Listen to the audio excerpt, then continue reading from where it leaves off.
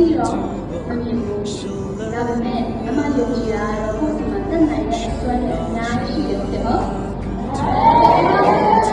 အမဒီမရှိတော့အမရဲ့အားရှိရှိတယ်နော်ဘယ်တော့မှအမနဲ့တရားမျက်စိနဲ့ဆိုပေမဲ့ဆက်ပြီးတော့ကြိုးစားရတဲ့ဘဝကိုယုံကြည်တယ်ပြီးတော့ကိုယ်စီမှာရှိတဲ့အစွမ်းစားကိုဝါထုတ်ပြတယ်ပေါ့နော်အဲ့ဒီအတွက်အမတရားကိုကြည့်ပြီးတော့အမရဲ့ဘဝမှာလည်းဘယ်တော့ပဲကျန်းတမ်းနေပါစေဘယ်လိုပဲကြုံတွေ့နေပါစေအမဟာဒီမှာရှိတော့အမရဲ့ကြည့်ပြီးတော့ဆက်ပြီးတော့ရှောက်သွားမယ်ကိုယ်တို့ဆက်ရှိတာဆက်လုပ်မယ်ကိုယ်ရှိတဲ့အရာကိုပြီးမြောက်အောင်လုပ်ပြီးတော့နော်အဲ့ဒီအတွက်အခုအမတို့ရှိအများကြီးပြောပြရတယ်ပေါ့နော်ဒါပေမဲ့အမတရားတွေပဲအားထုတ်ပြီးတော့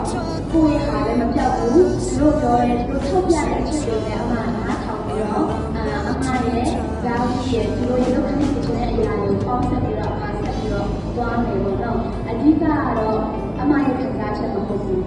အဓိကကတော့ခရီးရဲ့လက်ပြဖြစ်ဖြစ်တယ်အမဒီမှာရှိတဲ့ဒီလိုအမရဲ့ဒီရဲ့